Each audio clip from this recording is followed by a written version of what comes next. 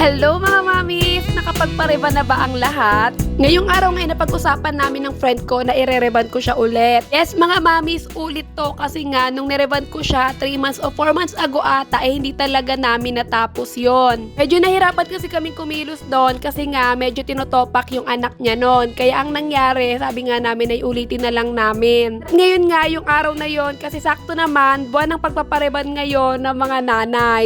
Actually, late upload na talaga to mga mamis. Dapat talaga nung mga nakaraan ko pa to in-upload. Kaya lang, nagkasakit nga ako. And hanggang ngayon ay hindi pa rin ako okay. Kung pansin nyo naman sa boses ko, ay paus pa din ako hanggang ngayon. Kasama pa din niya yung anak niya dito. Pero ngayon naman, kahit papano, ay may sarili ng mundo yung anak niya. Kaya nakakilos na kami at nare-reban ko na siya ng maayos. Unang gamot na in-apply ko sa friend ko. And every 20 to 30 minutes ko chine-check yung buhok niya kung napuputol na ba or makakalbo na siya. Pag makakalbo na siya, pwede niya nang banlawan yon. Charot! Alos isang oras ko din binabad sa unang gamot yung buhok niya at pagkatapos nga pinagbanlaw ko na siya. Ito pala yung isa sa mahirap kapag sa bahay ka lang nagre-reban kasi kailangan mong tumuwad-tuwad para makapagbanlaw ka. Ito yung sinasabi nilang tiis ganda. After naman niya magbanlaw, itong at binlower ko naman siya at pagkatapos nga pinlansya ko na yung buhok niya. Itong friend ko na to, sa totoo lang, ayaw niya na talagang magpareban kasi nga masakitin yung ulo niya.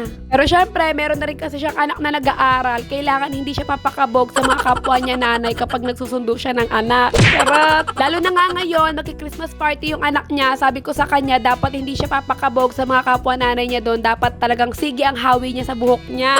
Oy, charot lang yan mga mamis ha. Ayaw niya na talaga magpareban pero pinipilit ko siya kasi nga ako na lang yung lagi niyang nire-reban. Ako na lang yung lagi niyang binabrasilian. Kaya sabi ko sa kanya, kahit papano naman, hayaan naman niya ako na i-reban ko siya. Eto at natapos na nga kaming mag-plancha, ina-play out ko na siya ng pangalawang gamot. Kung napansin nyo, mas inuna ko mag-apply ng gamot doon sa ibabaw ng ulo niya kasi nga mas mabilis maluto yung ilalim kumpara sa ibabaw ng buhok niya. Fast forward na nga tayo mga mamis, halos magdadalawang oras ko nga din ibinabad yung pangalawang gamot sa buhok niya kasi nga ang tagal talagang maluto ng buhok niya. Nagdiretso ligo na pala siya kasi nga ito naman na yung huling gamot na i-apply ko sa ulo niya. Dapat talaga iba-Brazilian ko pa siya pero ayaw niya na, next time na lang daw. Yung iba pagkatapos mag-apply ng pangalawang gamot at nakabanlaw na, hindi na nila pinaplansya kapag na-blower na. Kami naman pinaplansya pa din namin pero puro pahapyaw na lang naman. Hindi na gaya sa unang plancha na sobrang nipis kasi nga ayun talaga yung mahalaga. Pero ngayon sa pangalawa kahit puro pahapyaw na lang. Ito nga finally at natapos na kami sa buhok niya. O diba ang ganda?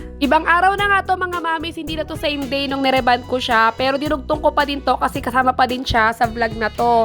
Nagpunta kami ni daddy dito sa may grocery store kasi nga bumili kami ng mga babaunin naming chichirya. Pero hindi naman madami to mga mamis, 4 na piraso lang. Kaya lang ako may mga ibang dinamput dyan kasi nga may bisita kami para naman makakain sila ng chichirya. Bali yung sa amin lang dyan na babaunin namin kapag umalis kami kinabukasan ay yung 3 piatos na maliit pating isang cheese it. Hindi na ako nakapag-video pero after namin magbayad ni daddy sa cashier ay nakauwi na nga kami at pagkatapos agad-agad nga ako nagluto ng gulay. Quest pala to ng bisita namin at siya rin yung may dala ng gulay na to. Sa kanya yung gulay, ako na nga lang sa panahog. Nung nakaraan pa daw kasi niya cravings to kaya bumili nga siya ng gulay para maipaluto niya nga sa akin dito pagdating niya. Ginisang repolyo na merong carrots lang naman to mga mamis at pagkatapos nilagyan ko ng oyster sauce. Yung pinakasahog naman neto ay scrambled egg lang. Natapos ko na nga siyang lutuin, hindi ko na pala tinimplahan ng asin kasi maalat naman na yung oyster sauce.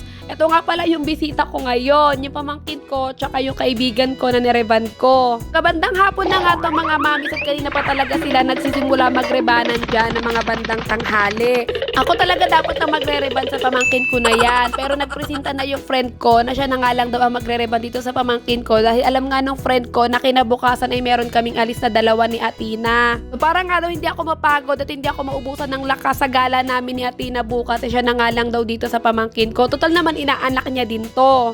Eto na pala ngayon yung buhok ng friend ko mga mamis. O diba ang ganda? Ilang beses niya nang naliguan yan. Mas maganda pa sana yan kung na Brazilian ko pero ayaw nga niya. Sabi niya sa January na lang daw kami mag-Brazilian. Pero itong pamangkin ko, Brazilian namin siya kasi nga after namin siyang i-reban, sobrang dry talaga ng buhok niya. Total naman may gamot na kaming pang Brazilian dito kaya ginamit na din namin sa kanya. Sayang nga lang nakalimutan nakalimutan kong videohan or picturean yung buhok ng pamangkin ko na to bago namin siya i-reband. Sobrang kulot tong pamangkin ko na to mga mamis, yung kulot niya ay parang pakinki na. Swerte lang na tong pamangkin ko dahil meron siyang titang maganda at ninang na maganda na magaling mag-reband. Charot! Disclaimer lang pala mga mamis hindi naman kami professional, pero sa aming dalawa ng kaibigan ko, kaya ako natutong mag-reband ay dahil dito sa kaibigan ko kasi nga siya, nagtrabaho talaga siya sa parlor, nag-assistant siya dun dati. Tapos ayun, kakareban niya sa akin, natuto akong mag-reban, tapos nagre-rebanan kami, pati yung mga kapatid niyang babae, ako din yung nagre-reban, o di naman kaya minsan siya. So lagi lang namin ginagawa, halimbawa pag ako magpapareban sa kanya, ire-reban niya ako, hindi ko na siya kailangan bayaran. Tapos yung matitirang gamot ko,